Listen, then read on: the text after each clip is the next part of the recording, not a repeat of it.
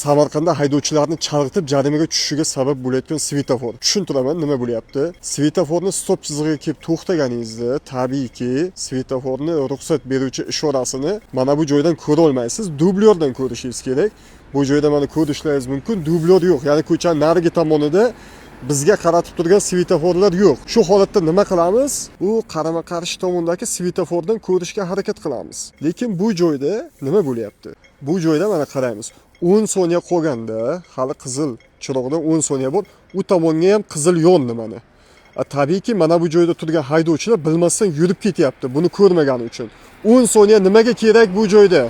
Ortiqcha 10 soniya interval nimaga kerak? Haydovchilar chalg'ib kesishayotgan yo'ldagi transport vositalari to'xtaganini, svetofor qizil yonganini ko'rib yurib ketyapti va mana videolarda ham ko'rishlaringiz mumkin, bunaqa jarimalar ko'p bo'lyapti va jarimaga tushib qolishga sabab bo'lyapti. Xuddiki ataylab qilinganga o'xshaydi, ya'ni bilmadim. Shunaqa joylarda ehtiyot bo'lish kerak, dublyorga qarash kerak. Xuddi mana bunaqa dublyor bo'lmasa, o'zingiz tomondagi svetoforga yaxshilab qarang, qarama-qarshi tomondagiga qarab yurib ketmang. Bu videoni barcha haydovchilarga yuborib ogohlantirib qo'ying.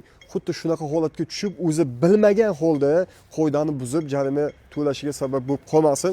Bu joy Samarqand shahridagi O'zbekiston va Orzu Mahmudov ko'chalari kesishmasi hisoblanadi.